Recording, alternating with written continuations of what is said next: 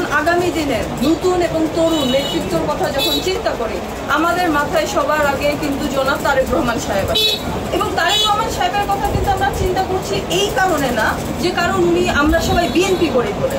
ব্যক্তিত্ব হিসাবে আপনি যদি নিজের থেকেই চিন্তা করে দেখেন, আপনি ধরেন কোনো দলকে সমর্থন করেন না, আপনি যদি তারেক রহমান সাহেবের কথা শুনেন, ওনার বক্তৃতা শুনেন, দেশকে নিয়ে ওনার লক্ষ্য যেটা আছে আপনারা যদি এইটা শুনেন, তখন কিন্তু একজন নেতার উপরে আপনাদের আস্থা আসে। উনি যদি এই জিনিসটা চিন্তা করে থাকে যে আগামী দিনে বাংলাদেশের সে পরিবর্তন আনবে এবং যে 31 দফা আমরা বিভিন্ন ইউনিয়নে বিভিন্ন সময়ে আমরা মানুষের মধ্যে বিনিয়ে যাচ্ছি, তো সেই ইচ্ছাটাই কিন্তু আমরা মানুষের সামনে নিয়ে আসার চেষ্টা করছি। সেটা কি? সেটা হলো আগামী দিনের ভালো সুন্দর বাংলাদেশ। কিন্তু ভালো সুন্দর বাংলাদেশ গঠন করার জন্য দুর্নীতিমুক্ত বাংলাদেশ লাগবে, যেটা কিন্তু 31 দফার মধ্যে 13 নম্বর দফার মধ্যে কিন্তু উল্লেখ করা আছে যে আগামী দিনে কিন্তু কোনো দুর্নীতির সুযোগ আসবে না।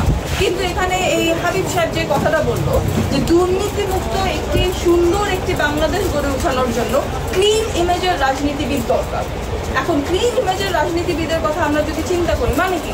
ভালো মানুষ, যোগ্য মানুষ, শিক্ষিত মানুষ, অভিজ্ঞ মানুষ, মানুষের সামনে যিনি আসবে, মানুষের মাঝে আসবে, মানুষের কথা শুনবে। বাংলাদেশের গণতান্ত্রিক অধিকার তো আসে আপনাদেরকে দিয়ে, মানুষকে দিয়ে। মানুষের অধিকার সামনে আনার জন্য আমাদের সেই রকম ব্যক্তিত্ব দরকার। আমাদের নাগরপুর এবং বেলদুয়ার এই দুটি উপজেলাতে আল্লাহ আমাদেরকে এই সৌভাগ্য দিয়েছে। আমারও সৌভাগ্য যে আমি জনাব নূর মোহাম্মদ খান সাহেবের কন্যা হিসেবে এই দুনিয়াতে জন্মগ্রহণ করতে পেরেছি।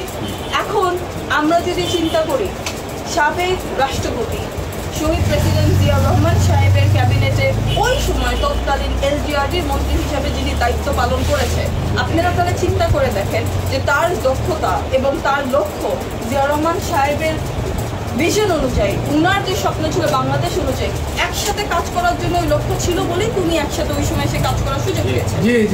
এখন আমরা আগামী দিনের নির্বাচনের কথা যদি চিন্তা করি, আমাদের সেই রকম ভালো নেতৃত্ব দরকার, আমাদের সেই রকম ভালো মানুষ দরকার যে মানুষের মাঝখানে আসবে, মানুষের জন্য কাজ করবে।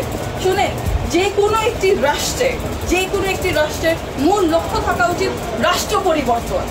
এই আঙ্কেলটা একটা কথা বললো, যেটা আমি আগের বার যখন বেলদুয়ারের বিভিন্ন ইউনিয়নে গিয়েছিলাম, ওনারাও একটা কথা বলেছে, বেলদুয়ার ইউনিয়ন বিভিন্ন সময় অবহেলিত ছিল, বিভিন্ন সরকার এসে অবহেলা করেছে।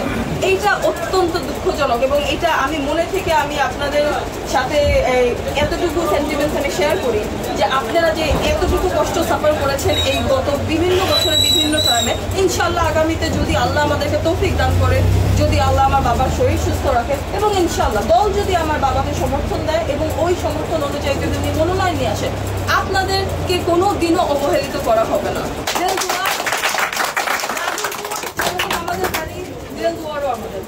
নাগরপুর এবং বেলদুয়ার দোনোটা উপজেলায় আমাদের জন্য অত্যন্ত গুরুত্বপূর্ণ।